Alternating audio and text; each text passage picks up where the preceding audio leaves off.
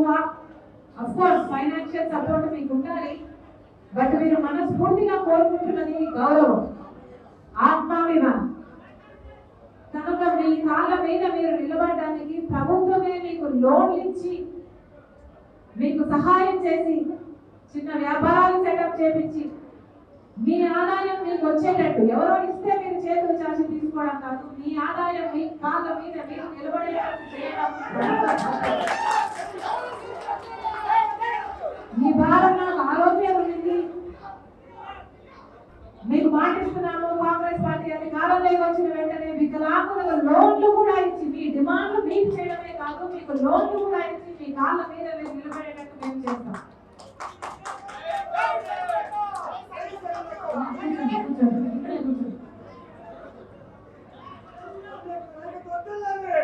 ఈరోజు ఆంధ్ర రాష్ట్రంలో ఉన్న పరిస్థితులు నేను వచ్చి మీకు చెప్తే మీరు వినేటట్టు లేదు.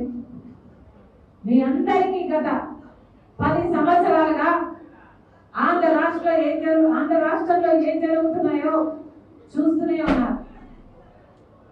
రాష్ట్రం విడిపోయినప్పుడు కాంగ్రెస్ పార్టీ 5 సంవత్సరాలు స్పెషల్ స్టేటస్ అనేది, చంద్రబాబు గారు 5 సంవత్సరాలు సరిపోదు 10 సంవత్సరాలు, బీజేపీ పార్టీ 5 సంవత్సరాలు సరిపోదు 10 సంవత్సరాలు కావాలి అని చెప్పారు.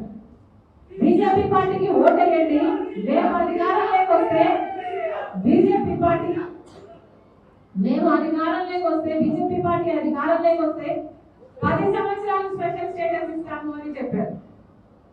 చంద్రబాబు గారేమో 10 సంవత్సరాలు కూడా సరిపోదు, మాకు 15 సంవత్సరాలు స్పెషల్ స్టేటస్ కావాలి అని చెప్పారు.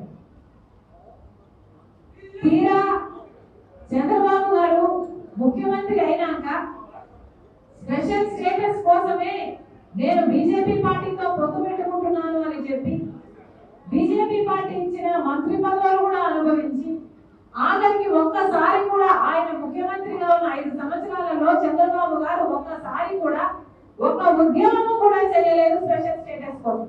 ఏది 15 సంవత్సరాలు స్పెషల్ స్టేటస్ కావాలి అన్న పెద్ద మనిషి ఒక్కసారి కూడా ఒక్క నిజమైన ఉద్యమం కూడా స్పెషల్ స్టేటస్ కోసం చేసింది లేదు.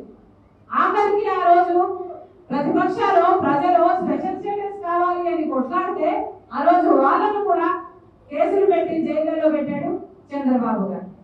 ఆ రోజు ప్రతిపక్ష పార్టీ నాయకుడు జగన్మోహన్ రెడ్డి గారు. By the way, Jaganmohan Reddy గారు అని నేనంటే, జగన్ రెడ్డి గారు అని నేనంటే వైసీపీలో వాళ్ళకు నచ్చట్లేదు కనుక జగనన్న గారనే అన్నాం. నాకేం అర్థం. అప్పుడు ప్రతిపక్ష పార్టీ లీడర్ గా ఉన్న జగనన్న గారేమో స్పెషల్ స్టేటస్ కావాలి అని ప్రతిరోజు కొట్లాడారు, నిరాహార దీక్షలు కూడా చేశారు. ఆఖరికి ఎమ్మెల్యేలంతా ఎంపీలంతా మూకుమ్మడిగా రాజీనామాలు చేస్తాము, టీడీపీ పార్టీ ఎంపీలను కూడా స్వాగతించి అందరం కలిసి రాజీనామాలు చేద్దాము, అందరూ రాజీనామాలు చేస్తే స్పెషల్ స్టేటస్ ఎందుకు రాదో చూద్దాము అని సవాల్ చేశారు జగనన్న గారు టీడీపీ పార్టీ. తీరా జగన్మోహన్ రెడ్డి గారు ముఖ్యమంత్రి అయ్యాక స్పెషల్ స్టేటస్ గురించి ఎప్పుడైనా ఒక్కసారైనా జగనన్న గారు స్పెషల్ స్టేటస్ గురించి కొట్లాడారా? ఎప్పుడైనా ఒకసారైనా స్పెషల్ స్టేటస్ గురించి నిలదీశారా? ఎందుకు అని అడుగుతున్నా. స్వలాభం కోసం ప్రజలను తాకట్టు పెట్టినట్టే కదా. స్పెషల్ స్టేటస్ అన్నది వస్తే మన రాష్ట్రానికి పరిశ్రమలు వస్తాయి, ఎందుకంటే రాయితీలు వస్తాయి, ట్యాక్స్ డిడక్షన్స్ వస్తాయి, పెద్ద పెద్ద పరిశ్రమలు వస్తాయి, పరిశ్రమలు వస్తే ఉద్యోగాలు వస్తాయి.